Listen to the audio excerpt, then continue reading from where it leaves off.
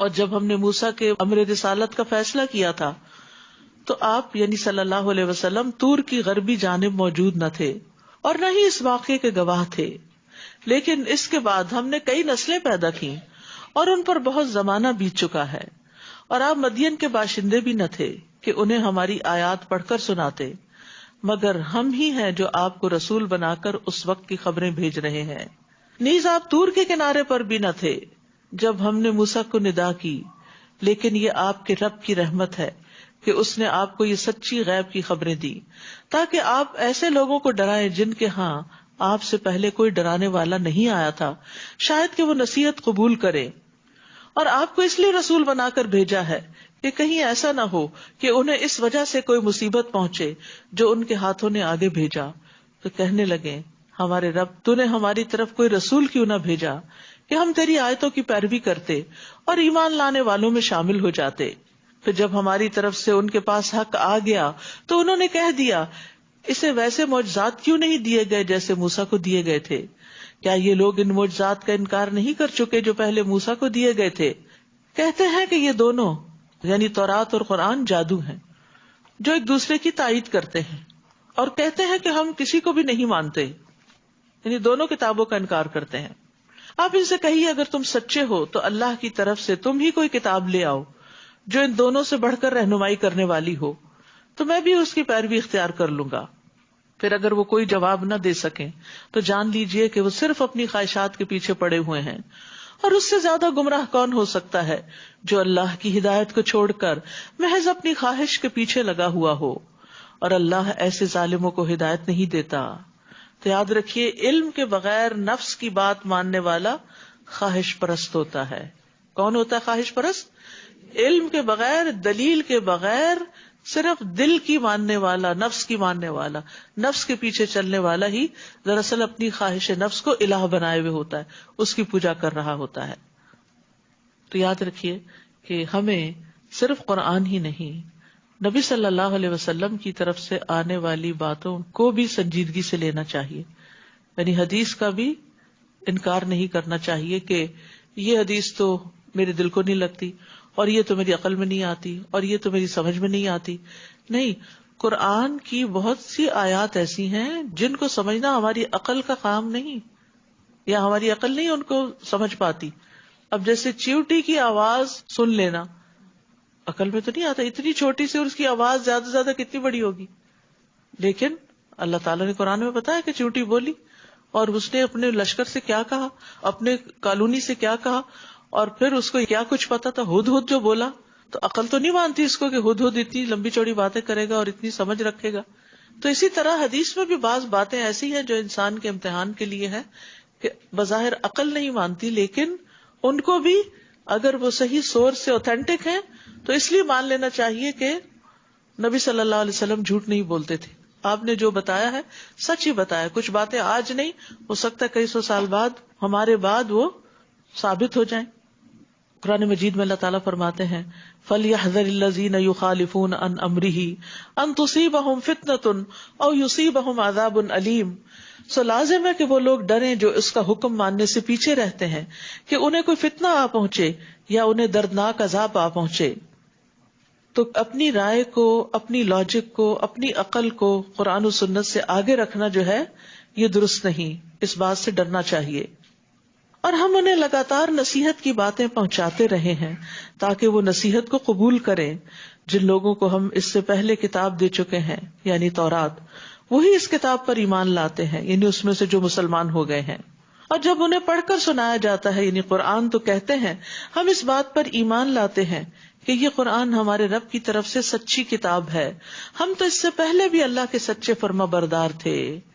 اولئک یؤتون اجرہم مرتین، یہی لوگ ہیں جن کا اجر 2 بار دیا جائے گا، اس ثابت قدمی کے بدلے جو انہوں نے دکھائی ہے، اور وہ برائی کا جواب بھلائی سے دیتے ہیں، اور جو کچھ ہم نے انہیں دے رکھا ہے اس میں سے وہ خرچ کرتے ہیں۔ تو اس سے کیا پتہ چلتا ہے کہ اہل کتاب میں سے اگر کوئی اپنے نبی کو مانتا ہے، اپنی کتاب کو مانتا ہے، اور ساتھ محمد صلی اللہ علیہ وسلم کا اقرار کرتا ہے اور قرآن کو بھی مانتا ہے، تو اس کے لیے دگنا اجر ہے، یعنی دوہرا ایمان دوہرا اجر۔ پھر ان کی خوبی کیا ہے؟ نمبر 1 صبر، اور نمبر 2 برائی کو اچھائی سے دور کرتے ہیں. اور نمبر 3 رزق خرچ کرتے ہیں, اللہ کے راستے میں دیتے ہیں. یہاں خاص طور پر برائی کو بھلائی سے بدلنا جو ہے یہ بڑا اہم ہے. یعنی بعض اوقات ہم صبر بھی کر جاتے ہیں, کچھ نہیں کہتے کسی کو, اور مال بھی خرچ کر لیتے ہیں, لیکن برائی کا بدلہ نہ دینا تو سمجھ میں آتا ہے کہ چلو معاف کیا, لیکن اچھائی سے دینا یہ بہت بڑی بات ہے. یہ بہت بڑے صبر کی بات ہوتی کہ کوئی آپ سے برا کرے اور آپ اس پر احسان کریں, جو آپ کو اکنالج ہی نہ کرے. کہیں آپ کسی مجلس میں ہو, شادی میں, خوشی میں, غمی میں, اور وہ آپ کو اکنالج بھی نہ کرے اور وہ یہ سوچے کہ گویا آپ ایگزسٹ ہی نہیں کرتے. ایسے لوگوں کو اٹھ کے جا کے خود سلام کرنا, اور پھر اگر وہ ضرورت مند ہے تو ان کی ضرورت پوری کرنا, اور ان کے ساتھ اور ان کے بچوں کے ساتھ احسان اور بھلائی کرنا, یہ بہت اعلیٰ درجے کی, بہت بلند مقام لوگوں کی کوالٹیز ہوتی ہیں. ورنہ عموماً ہم کیا کرتے ہیں, ہمارا رویہ کیا ہوتا ہے؟ چونکہ یہ خاندانوں میں اس طرح کے مسائل پیش آتے ہیں, اس لیے ان کو ہائی لائٹ کر رہی ہوں کہ اگر کوئی ہمیں نہیں پوچھتا خاندان میں سے تو ہم بھی نہیں پوچھتے. ہمیں کیا ضرورت ہے پیچھے جانے کی؟ ہم کوئی ایسے گئے گزرے, ہم کو راہ میں پڑے ہوئے, نہیں تو نہ صحیح, یعنی اکڑ دکھاتے ہیں وہاں. اچھا, پھر اسی طرح اگر آپ نے کسی کو دیا, کسی کے بچے کی فیس دی, کوئی مدد کی, اس نے پلٹ کے شکریہ کا خط نہیں لکھا, میسج نہیں کیا, پھر کیا کرتے ہیں؟ دل میں رکھ لیتے ہیں, اس نے شکریہ نہیں بولا, اگلی دفعہ اس کو نہیں دینا, کسی اور کو دیں گے, گویا شکریہ کے لیے دیں گے, اللہ سے اجر کے لیے تو نہیں. پھر ایک اور درجہ کہ آپ نے کسی کی مدد کی, کسی کے کام آئے, کوئی بیمار تھا, آپ اس کے ساتھ اسپتال میں رہے, اور جب وہ ٹھیک ہو کے ریلیز ہو کے آیا تو اس نے آپ ہی کے خلاف باتیں شروع کر دی. اور مصیبت, کیونکہ کئی دفعہ ایسا ہوتا ہے نا کہ آپ بوڑھے والدین کی خدمت کرتے ہیں اور وہ جواب میں شکریہ ادا کرنے کے بجائے اپنے بڑھاپے سے, اپنی بیماری سے, اپنی ذہنی حالت سے تنگ آئے ہوئے ہوتے ہیں, تو وہ کیا کرتے ہیں؟ الٹا بددعائیں دینے لگتے ہیں یا پھر برا بھلا کہنے لگتے ہیں. تو پھر آپ اس وقت کیا کہتے ہیں؟ میری بس, اب کوئی اور سنبھال لے. نہیں, محسن کون ہوتے ہیں؟ برائی کا بدلہ بھلائی سے, چاہے وہ رویے میں ہو, اخلاق میں ہو, زبان پہ ہو, ہاتھوں سے ہو, کسی بھی طرح کی ہو, کہ کوئی آپ کا احسان ماننے کو تیار نہ ہو تو پھر بھی آپ اس کو جواباً بھلائی سے دور کرتے ہیں, یعنی ان حالات کو نارمل کرتے ہیں. تو مراد یہ ہے کہ تکلیف برداشت کر کے اچھی بات کہہ کر اس سچویشن کو نارملائز کر لیتے ہیں. اور اسی طرح یہ کہ اگر کوئی گناہ خود سے ہو جاتا ہے تو اس کے بعد نیکی کر لیتے ہیں. یدرؤون بالحسنۃ السیئۃ, یہ تو دوسروں کے ساتھ رویہ تھا نا, اپنے اندر بھی اگر کوئی گناہ ہو جاتا ہے تو اس کے بعد اچھا کر لیتے ہیں. تو یہ مکارم اخلاق کی ایک صفت ہے, یعنی اخلاق کے اعلیٰ درجات ہیں. تو اچھی بات جو ہے وہ بری بات کو دور کر دیتی, نیکی برائی کو مٹا دیتی ہے. اور جب وہ کوئی لغو بات سنتے ہیں تو اس سے کنارہ کرتے ہیں, جیسے ایک اور جگہ پر آتا وَإِذَا مَرُّوا بِاللَّغْوِ مَرُّوا كِرَامًا, عباد الرحمان کی صفت ہے. اور کہتے ہیں ہمارے لیے ہمارے اعمال اور تمہارے لیے تمہارے, تم پر سلام, ہم جاہلوں سے تعلق نہیں رکھنا چاہتے, یعنی وہ جاہلوں کے ساتھ الجھتے نہیں ہیں. یہ بھی بہت بڑے کمال کی بات ہے, ورنہ انسان اپنے سے کمزور کو اور دباتا ہی ہے. تو جاہل جو ہوتا ہے وہ کمزور ہی ہوتا ہے اصل میں, تو اس کے ساتھ جھگڑنا, بحث کرنا اور اس کو ذلیل کرنا اور اس کے اوپر یعنی تحکمانہ انداز اختیار کرنا, وہ ایسا نہیں کرتے. انک لا تہدی من احببت ولکن اللہ یہدی من یشاء وہو اعلم بالمہتدین. اے نبی, جسے آپ چاہیں اسے ہدایت نہیں دے سکتے. اللہ اکبر. جس سے آپ محبت رکھتے آپ اس کو ہدایت نہیں دے سکتے. انسان سب سے زیادہ محبت اپنی اولاد سے رکھتا ہے, اپنے والدین سے رکھتا ہے, لیکن بعض اوقات انسان مخلصانہ کوششیں بھی کرتا ہے لیکن کامیاب نہیں ہوتا, کیونکہ ہدایت اللہ کے ہاتھ میں ہے. اللہ ہی ہے جو جس کو چاہے ہدایت دیتا ہے, اور وہ ہدایت پانے والوں کو خوب جانتا ہے. اور کافر لوگ آپ سے کہتے ہیں اگر ہم تمہارے ساتھ ہدایت کی پیروی کریں تو ہم اپنے ملک سے اچک لیے جائیں گے. ہم ایز اے مسلم اپنی آئیڈینٹی اس لیے شو نہیں کر رہے کیونکہ پھر ہمیں وہ پریویلیجز حاصل نہیں ہوں گے جو یہ آئیڈینٹی چھپا کے ہوتی ہے. تو وہاں بھی یہی خوف تھا. کیا ہم نے پرامن حرم کو ان کا جائے قیام نہیں بنایا, جہاں ہماری طرف سے رزق کے طور پر ہر طرح کے پھل کھچے چلے آتے ہیں, لیکن ان میں سے اکثر لوگ جانتے نہیں. یعنی تمہیں کس بات کا خوف ہے؟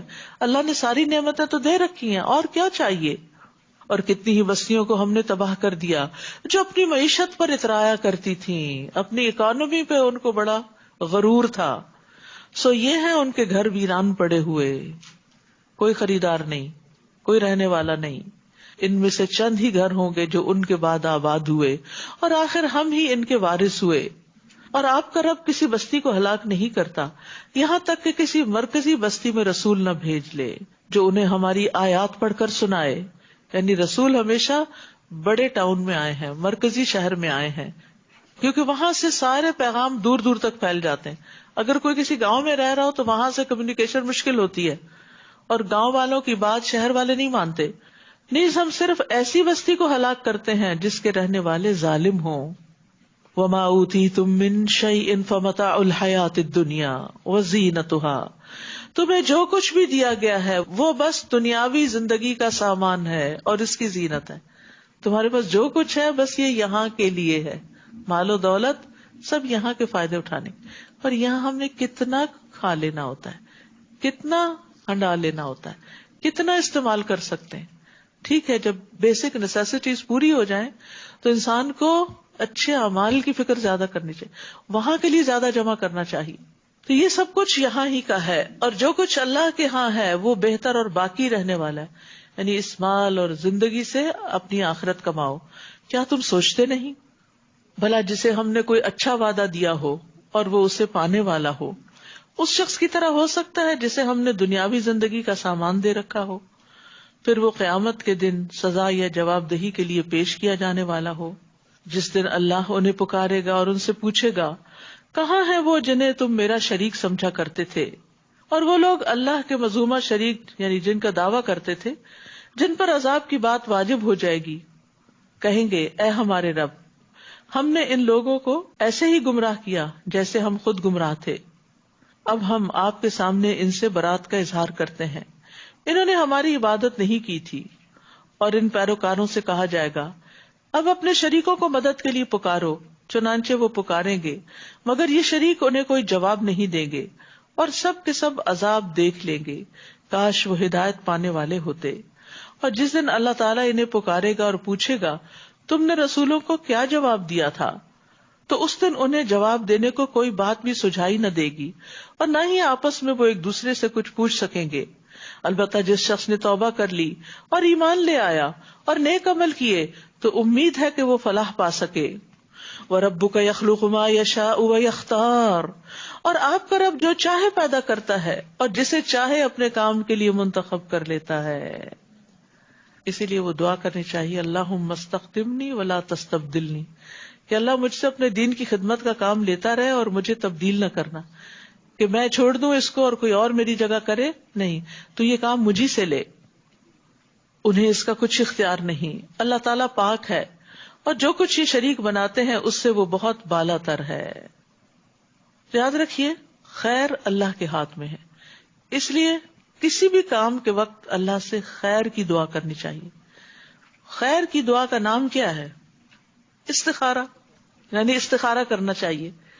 بعض علماء کہتے ہیں کسی بندے کو دنیا کے کاموں میں سے کسی اہم کام کے لیے اس وقت تک پیش قدمی نہیں کرنی چاہیے جب تک اللہ سے اس کے بارے میں خیر کا سوال نہ کر لے. اسے چاہیے کہ نمازی استخارہ کی 2 رکعات ادا کر لیا کرے. نبی صلی اللہ علیہ وسلم قرآن کی سورتوں کی طرح ہی استخارے کی تعلیم دیتے تھے. استخارہ شرمندگی سے بچنے کا سبب ہوتا ہے. ابن تیمیہ کہتے ہیں جو آدمی اللہ تعالیٰ سے خیر طلب کرے، مخلوق سے مشورہ کرے اور اپنے کام میں ثابت قدمی اختیار کرے، اسے کبھی شرمندگی کا سامنا نہیں کرنا پڑتا. بظاہر خیر کے کام میں بھی استخارہ کر لینا چاہیے. جیسے نبی صلی اللہ علیہ وسلم نے جب حضرت زینب کو نکاح کا پیغام بھیجا تھا تو انہوں نے کیا جواب دیا تھا کہ میں اس وقت تک فیصلہ نہیں کروں گی جب تک میں استخارہ نہ کر لوں، اپنے رب سے دعا نہ کر لوں. لہٰذا وہ اپنی نماز کی طرف اٹھی، نماز استخارہ شروع کی. ادھر سے قرآن میں حکم اتر آیا کہ ہم نے تمہارا نکاح ان سے کر دیا ہے. تو رسول اللہ صلی اللہ علیہ وسلم بغیر اجازت کے ان کے پاس آ گئے. تو اس سے پتہ چلتا ہے کہ جو کام نیک بھی ہو، اچھا بھی لگ رہا ہو، پھر بھی استخارہ کرے. کیونکہ کچھ لوگوں کو میں نے کہتے سنا ہے کہ اب یہ تو ایک نیکی کا کام ہے, مثلا حج پہ آپ نے جانا ہے تو آپ ضرور استخارہ کریں تاکہ آپ کے لیے آسانیاں ہوں. اور اگر اس سال آپ کے لیے جانا بہتر نہیں تو اللہ تعالیٰ پھر آپ کو جلد موقع عطا کر دے. اور آپ کا رب خوب جانتا ہے جو کچھ یہ اپنے سینوں میں چھپاتے ہیں اور جو کچھ وہ ظاہر کرتے ہیں. وہی اللہ ہے جس کے سوا کوئی الہ نہیں, اسی کے لیے حمد ہے اس دنیا میں بھی اور آخرت میں بھی. حکم اسی کا چلتا ہے اور تم اسی کی طرف لوٹائے جاؤ گے. آپ ان سے پوچھئے بھلا دیکھو تو اگر اللہ قیامت کے دن تک ہمیشہ تم پر رات ہی طاری کر دیتا تو اللہ کے سوا کوئی الہ ہے جو تمہیں روشنی لا دیتا؟ کیا تم سنتے نہیں؟ ان سے پوچھئے بھلا دیکھو اگر اللہ قیامت کے دن تک ہمیشہ تم پر دن ہی چڑھائے رکھتا تو اللہ کے سوا کوئی الہ ہے جو تمہارے لیے رات لے کر آتا جس میں تم آرام کر سکتے؟ کیا تم دیکھتے نہیں یہ اس کی رحمت ہے کہ اس نے تمہارے لیے رات اور دن بنائے تاکہ تم رات کو آرام کر سکو اور دن کو اس کا فضل تلاش کر سکو. اگر سوچو تو شاید تم اس کے شکر گزار بنو. یہ آیت ہمیں بتاتی ہے کہ فطرت پر ہونا کیا ہے, دن میں کام رات کو آرام. بوقت ضرورت رات کو کام کیا جا سکتا ہے لیکن فائدہ اسی میں ہے کہ انسان رات کو آرام کرے. اور جس دن اللہ انہیں پکارے گا اور پوچھے گا کہاں ہے وہ جنہیں تم میرا شریک خیال کرتے تھے, اور ہم ہر ایک امت سے ایک گواہ نکال لیں گے, پھر اسے کہیں گے کہ اس شرک پر اپنی دلیل پیش کرو, کیوں شرک کیا تھا. اب انہیں معلوم ہو جائے گا کہ بات اللہ ہی کی سچی تھی اور جو کچھ وہ جھوٹ گھڑتے تھے انہیں کچھ یاد نہ آئے گا. ان قارون کان من قوم موسیٰ فبغى علیہم, بلا شبہ قارون موسیٰ کی قوم یعنی بنی اسرائیل میں سے تھا, پھر وہ اپنی قوم کے خلاف ہو گیا اور دشمن قوم سے مل گیا, فرعونیوں کے ساتھ جا ملا. ایسے لوگ ہوتے ہیں ہر دور میں. اور ہم نے اسے اتنے خزانے دیے تھے جن کی چابیاں ایک طاقتور جماعت بمشکل اٹھا سکتی تھی. ایک دفعہ اس کی قوم کے لوگوں نے اس سے کہا اتنا مت اتراؤ, اللہ اترانے والوں کو پسند نہیں کرتا, فخر کرنے والوں کو پسند نہیں کرتا. تو یاد رکھیے دنیا کے مال پر وہی اتراتا ہے اور بہت خوش ہوتا ہے جس سے آخرت کی فکر نہیں ہوتی, آخرت سے غافل ہوتا ہے. وابتغ فیما آتاک اللہ الدار الآخرہ, جو مال و دولت اللہ نے تجھے دے رکھا ہے اس سے آخرت کا گھر بنانے کی فکر کرو. یہ اللہ نے اس لیے نہیں دیا کہ صرف دنیا بنا کے چھوڑ جاؤ اوروں کے آرام کے لیے, بلکہ اس سے آخرت بناؤ. اور دنیا میں بھی اپنا حصہ فراموش نہ کرو, اپنی ضرورت ضرور پوری کرو, اور لوگوں سے ایسے ہی احسان کرو جیسے اللہ نے تمہارے ساتھ بھلائی کی ہے. اور ملک میں فساد پیدا کرنے کی کوشش نہ کرو کیونکہ اللہ فساد کرنے والوں کو پسند نہیں کرتا. تو پتہ یہ چلتا ہے کہ فساد کہاں سے پیدا ہوتا ہے, مال و دولت سے. جب زیادہ ہو جاتا ہے نا تو بگاڑ آ جاتا ہے.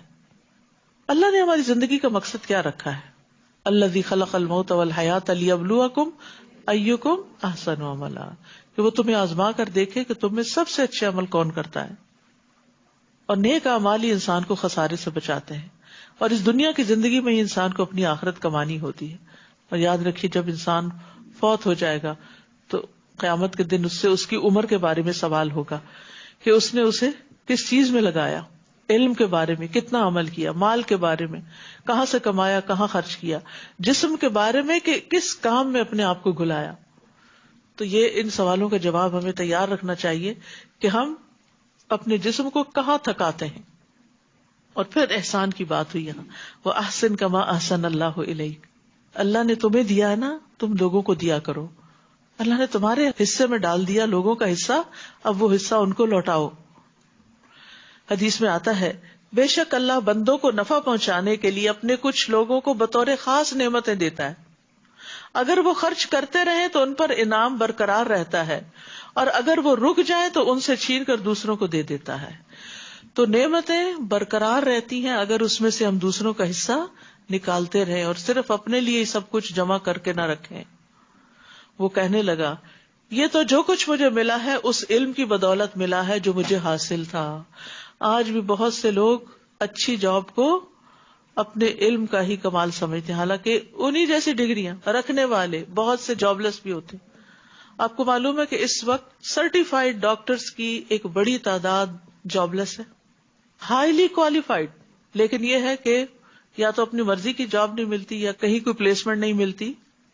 تو بات یہ ہے کہ یہ صرف ڈاکٹرز کے ساتھ ہی نہیں، بہت دفعہ ایسا ہوتا ہے کہ آپ پڑھ پڑھ کے زندگی لگا دیتے ہیں لیکن کوئی ایسی جاب یا کمانے کا ذریعہ اس کی وجہ سے نہیں ملتا.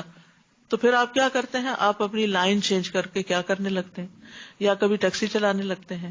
وہ بری بات نہیں ہے، لیکن مطلب یہ ہے کہ جو علم آپ کا ہے، جو ایکسپیرینس ہے آپ کا، اس کی جاب آپ کو نہیں ملتی. تو اگر کسی کو ملی ہوئی ہے تو اس کو اللہ کا فضل سمجھے کہ اتنوں میں سے اللہ نے مجھے موقع دیا، مجھے چن لیا کہ میرے پاس جو کوالیفیکیشن ہے اس کے مطابق مجھے جاب ملی. کیونکہ بعض اوقات آپ انڈر کوالیفیکیشن ہوتے ہیں اور کبھی آپ اوور کوالیفیکیشن ہوتے ہیں. تو علم پر فخر کی ممانعت ہے. رسول اللہ صلی اللہ علیہ وسلم نے فرمایا جس نے علم اس لیے سیکھا کہ اس کے ذریعے علماء کے سامنے فخر کرے، بے وقوفوں سے بحثیں کرے اور لوگوں کو اپنی طرف اٹریکٹ کرے، مائل کرے، تو اللہ اس کو جہنم میں داخل کرے گا. قارون کہنے لگا کہ مجھے تو یہ سب مال علم کی وجہ سے ملا ہے. کہا جاتا ہے کہ اس کو یہ علم حاصل ہو گیا تھا کہ عام دھات کو سونا کیسے بنا سکتے. اللہ عالم. روایات میں آتا ہے کہ ایک لوہے کو جیسے سونے میں کنورٹ کرنے کا طریقہ کیا، تو وہ کنورٹ کر کر کے اس نے مال و دولت کے ڈھیر لگا لیے تھے. تو اسی علم کی طرف اس کا اشارہ ہے کہ یہ تو میرا علم ہے، مجھے یہ راز پتا چلا تو اس وجہ سے میں یہ سب جانتا ہوں. کیا اسے یہ معلوم نہیں کہ اللہ اس سے پہلے ایسے بہت سے لوگوں کو ہلاک کر چکا ہے جو قوت میں اس سے سخت اور مال و دولت میں اس سے بھی زیادہ تھے.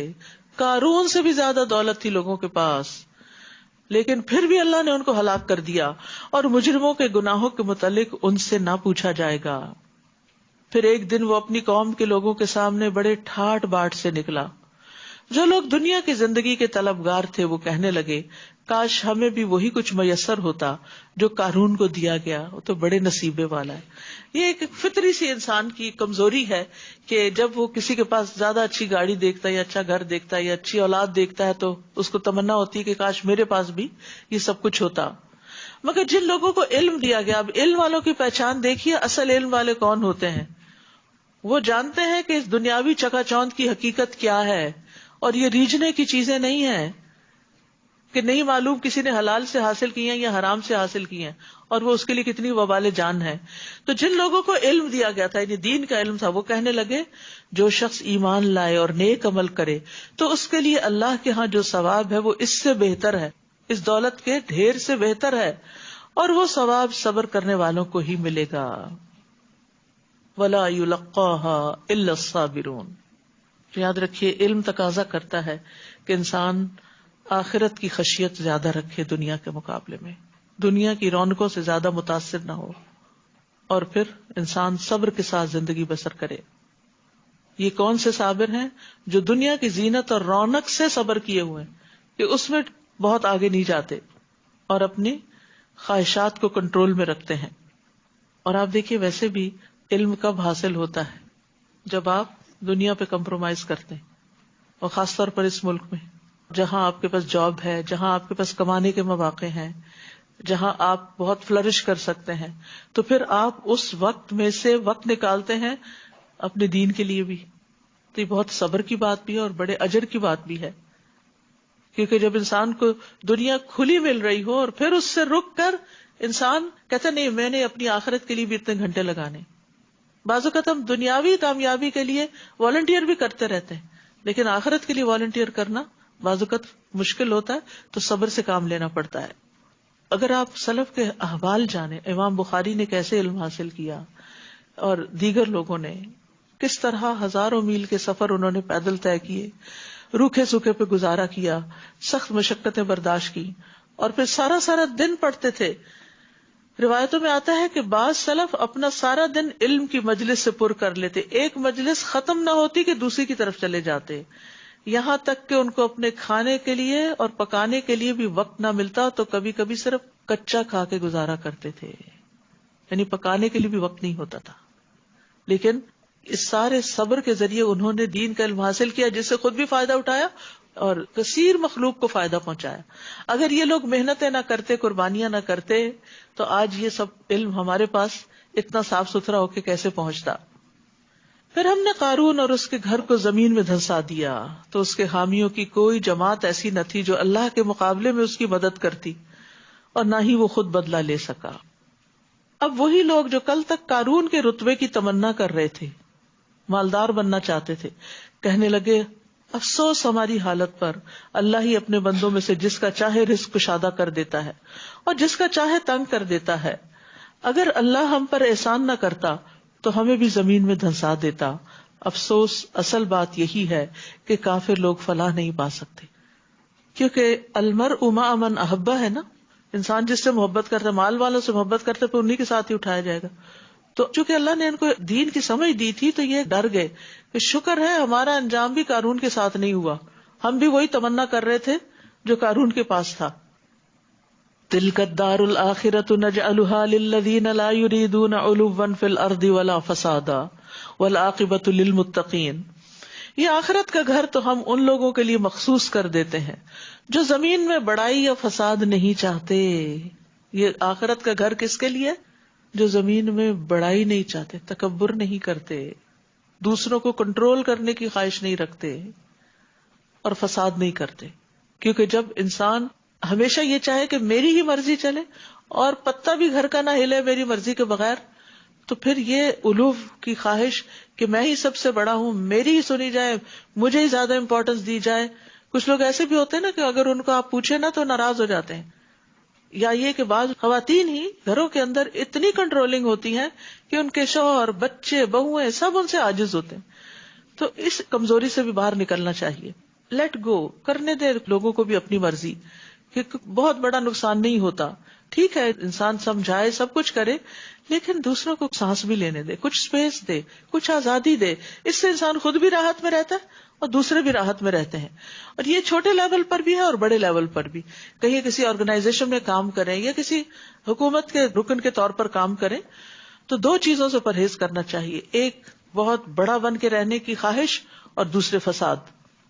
تو سورۃ القصص کا آغاز فرعون کے ذکر سے ہوا اور اختتام قارون کے ذکر پر ہوا.